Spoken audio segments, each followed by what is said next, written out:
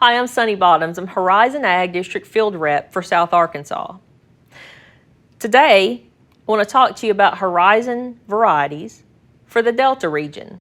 The Delta region is North Louisiana to the Bootheel, Missouri, and the rice-growing regions in Mississippi. I'm going to start with talking about Previsia rice. Although the coastal region has the highest demand for Previsia, there have been many areas in the Delta region that have greatly benefited from Previsia rice. It's ideal for areas where weedy rice and herbicide-resistant grasses have become a huge problem. In fact, in many of these situations, some of the acres have been lost to rice production. Most of the problem areas in the Delta have centered around a rice monoculture, where there has been multiple years of ALS-resistant rice grown. A few areas where there has been rotation used have somewhat of an issue. However, the vast majority have been in these rice monoculture situations. There's some things you have to think about when transitioning into a Previsia rice system. It's not something you can just this year think, oh, I'm going to try some Previsia rice. We have to think about how often and when's the last time you used imazethapyr. Imazethapyr is the active ingredient in New Path and Preface herbicides. It stays active in the soil and will definitely impact the conventional or Previsia rice yields if planted the following year. It's very difficult to tell after rice emergence if the yield will be impacted by New Path carryover or even how much New Path carryover you have. It's minimal visual injury. One of the keys you can look at is reduced tillering, but that's not always easy to tell, and it's not always the case. So if you're in a soybean rice rotation, one of the things you want to remember is you need at least 2 years without an imazethapyr application. In a continuous rice situation, like I mentioned before, of continuous years of ALS resistant rice, you need at least 3 years without an imazethapyr application. I have seen situations to where even after 3 years, there's still some residual imazethapyr in the soil. These typically happen where that acre has been flooded for ducks over the winter repeatedly. It doesn't allow the breakdown, the natural breakdown of imazethapyr in the soil. So our varietal offerings with Previsia started out with PVL01. It was the first varietal release and performed better than expected. It was really a good variety out the gate. We got it to market quickly, and it was very effective and an excellent fit for the emergency weedy rice infestations. It allowed people to get in there and start cleaning up those acres that were going to be lost in rice production. In 2020, we launched PVL02. It was much improved over PVL01. The coastal region saw a substantial yield increase over PVL01. The Delta region, we did not see quite as much of an increase in yield over PVL01, but I think there's a couple of factors that came into play because of that. One was we had limited seed supply. It was a limited launch. It wasn't a full launch of PVL02. Due to limited replant seed, it was later planted because most farmers opted to, if they had PVL01 and PVL02, they planted their PVL01 first because there was more of that seed. The PVL02 was saved till later till there was a more optimal time for emergence. So therefore, it pushed even what was a late planting season anyway for 2020, it pushed it even later for the PVL02. So I think that kind of went against it in some areas. It's a shorter season variety, and just in general, a shorter season variety is going to do better when planted early. It's less forgiving if it's planted later and something happens in its life cycle as far as being able to make up the yield difference planted later. We also had limited agronomic data because we've been bringing these varieties to the market so quickly, trying to improve upon each one. The nitrogen requirements are much different for PVL02 versus PVL01. This resulted in some lodging in some areas of the Delta region. So the characteristics of PVL02, again, it's a shorter season variety. It's almost a week earlier than PVL01. So this is gonna fare much better being planted out the gate early on. It's a little bit taller than PVL01 at 40 inches, but the disease package is improved. It is susceptible to blast, whereas PVL01 was very susceptible. It's moderately susceptible to sheath blight and Cercospora and to lodging. As far as agronomic management of PVL02, our seeding rate window is 45 to 55 pounds of treated seed per acre. And I mentioned treated seed because Using seed treatments has allowed us to reduce the number of seeds we've planted, put them in a better situation to be healthier and better plants, and therefore we have less mortality at planting. I would also budget a fungicide application for PVL02. Even though it is less susceptible to blast than PVL01, it is still susceptible, and I would still definitely scout for blast and take appropriate measures for that. Now, I mentioned nitrogen management being different. It requires much less nitrogen than PVL01. It reminds me a little bit of CL151 that we had that was completely different nitrogen management than our other Clearfield varieties, and it required less nitrogen as well. And so the V by N curves look very similar to me. So if you're making a single pre-flood nitrogen application for PVL02, you want to shoot for 90 units of nitrogen or 135 on a clay, the 90 units for the silt loam. Most farmers are not going to do a single pre-flood nitrogen application. So if you're going to use a split application approach, at your pre-flood rate on a silt loam, you need to be at 75 units or 115 for a clay, and then come in at internode elongation with your 45 remaining units. Many of the acres that were planted to Provisia have been historical hybrid acres. So some growers have applied a boot application of nitrogen to PVL02 or Provisia, PVL01, either one, which is not recommended for our Provisia varieties. This was something that was an honest mistake. They were used to applying nitrogen in one format and then had to change to another. So I did run into some issues where I had to stop people from doing that, or we found out later that that was one of the issues. So new for 2022 is PVL03. We're extremely excited about PVL03 because whereas PVL01 and then PVL02 have been used for emergency need situations to where the rice acre was being taken over by weedy rice issues, we can now move into a systems approach with PVL03. PVL03 performance equals that of traditional varieties that we currently grow now, even conventional or Clearfield. So this is going to allow us to not only control resistant grass issues and not just weedy rice issues, but it's going to help prevent these issues.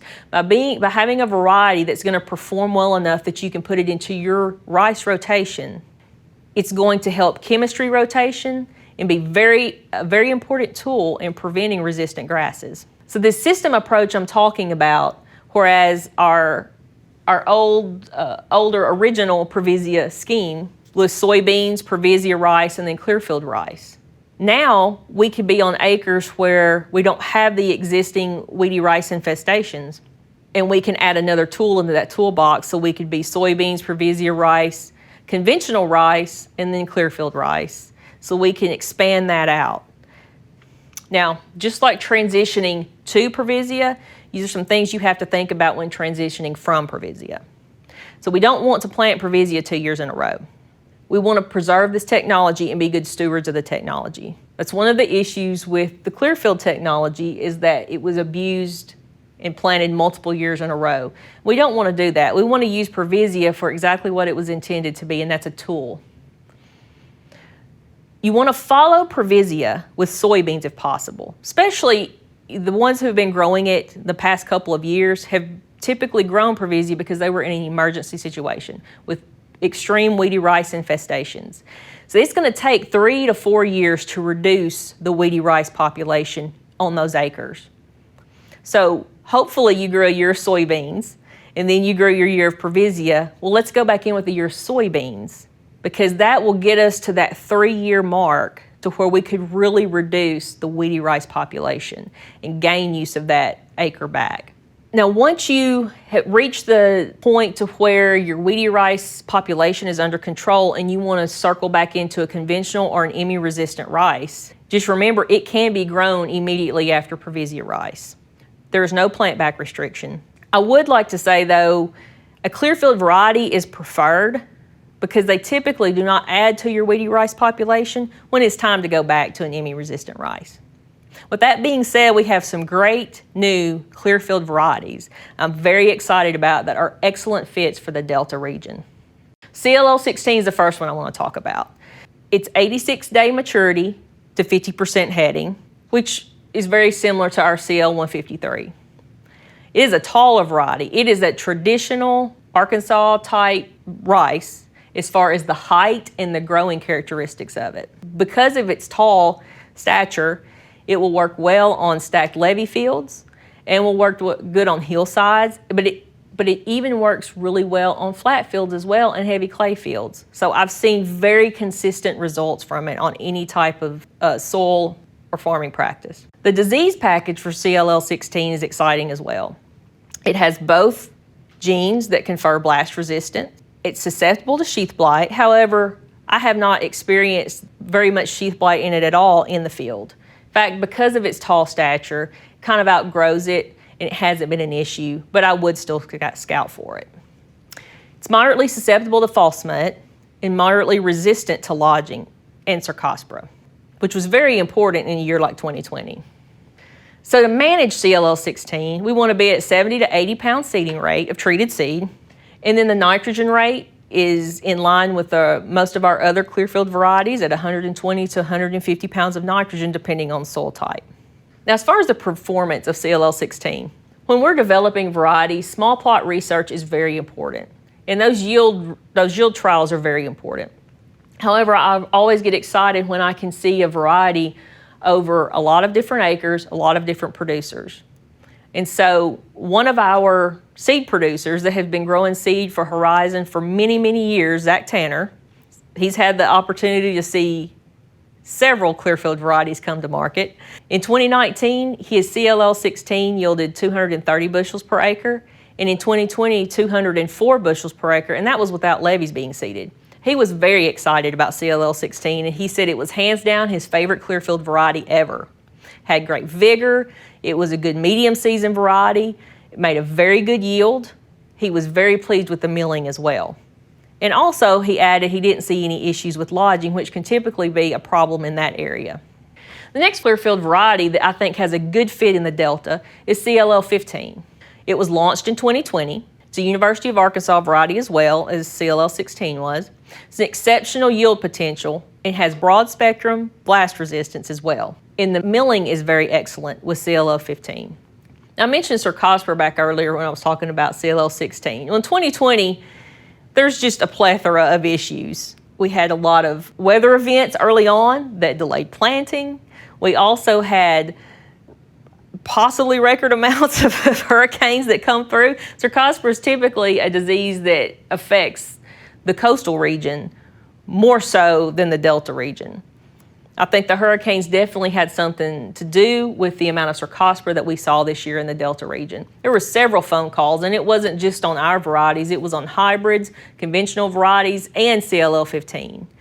Come to find out, Cercospora was the culprit in most of those phone calls, and there was in localized areas. It wasn't widespread throughout the Delta region, it was just in some areas. And I think it had a lot to do with timing of planting window, the time they went to flood. There's a lot of variables that went into that. But when the Cercospora was introduced, it was introduced very late in the season, so it wasn't something someone could have made adjustments for early on in the growing season. So one thing that we can do to keep in mind if this happens again is just to avoid planting CLL15 late. I could see CLL15 and CLL16 being used together very well.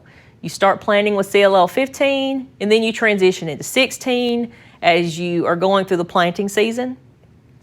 16 will hold up better planted later. I actually see it hold up more like a hybrid being planted later as far as yield goes.